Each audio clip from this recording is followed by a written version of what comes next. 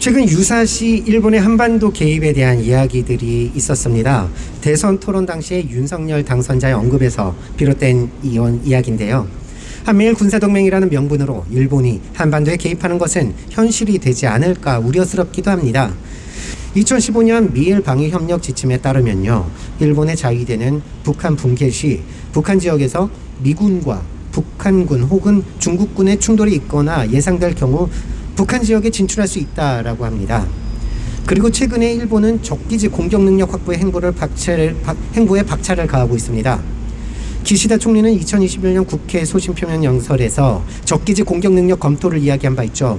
기시노부 일본 방위상은요, 2월 자위대 전투기가 상대방 영공에 들어가 폭격을 감행하는 공격도 배제하지 않고 있다라고 발언한 바 있습니다.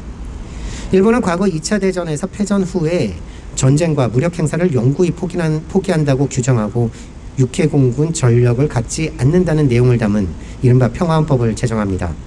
이 평화헌법의 근거에 일본은 자신을 방어하는 데만 무력을 사용한다는 전수방위 원칙을 유지해왔습니다. 하지만 최근 적기지 공격 능력 확보의 행보를 보이는 일본은요, 방어 목적의 방위 전략을 더 이상 방어 목적에 머무는 것이 아니라 공격과 침략적 성격으로 전환하고자 하는 것입니다. 그리고 이는 최근에 갑자기 보여지는 모습이 아니라 아주 오래전부터 준비하고 또 보강해왔던 것입니다. 과거사에 대한 반성은커녕 오히려 군사대국화의 꿈을 버리지 않고 지금까지 계속 차근차근 준비해왔다고 하니 다시 과거의 악몽 같은 일이 벌어지진 않을까 우려스럽습니다. 여기에서 또 한 가지 주목할 부분은 바로 일본의 군사대국화로의 행보에 미국이 함께하고 있다는 것입니다. 앞서 언급한 1963년의 미스야 켄큐 프로젝트부터 2015년 미일 방위협력 지침까지 명칭에서도 드러나듯 일본의 군사적 행보를 미국이 뒷받침해주고 있는 형국입니다.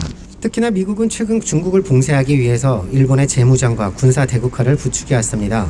그리고 또 중요했던 것이 한미일 동맹이었습니다. 과거 오바마 정부 시절 미국은 아시아로의 회귀 정책을 천명하면서 중국 견제에 돌입합니다.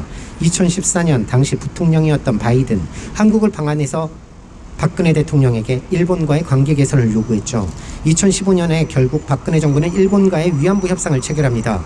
다음 해에 한일 군사정보 보호협정 또한 체결됩니다. 미국에게 중요한 것은 한미일 군사협력이었고, 거기에서 걸림돌이 되고 있었던 한일 간 과거사 문제는 미국에게 중요하지 않았습니다. 하지만 우리 국민에게도 그랬을까요?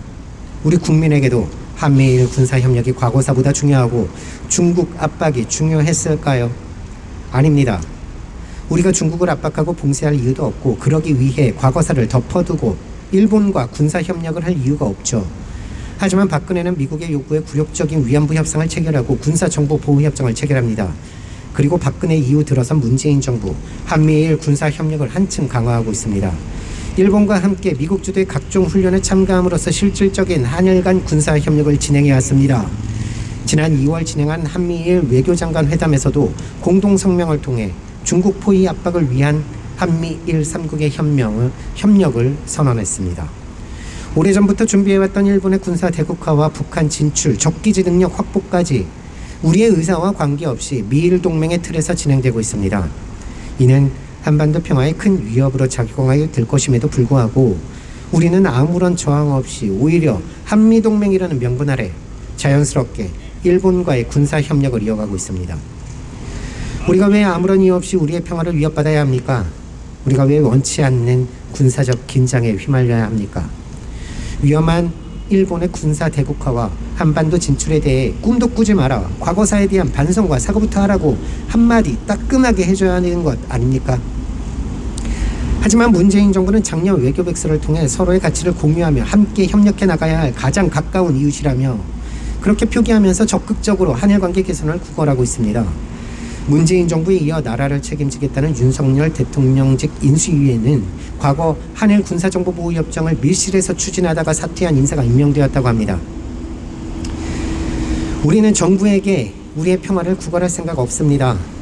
한반도의 평화를 위해 정부에도 이야기하고 또 일본에도 미국에도 명확하게 우리의 목소리를 높여야 할 것 같습니다. 시민 여러분들도 함께 해주시면 정말 감사하겠습니다.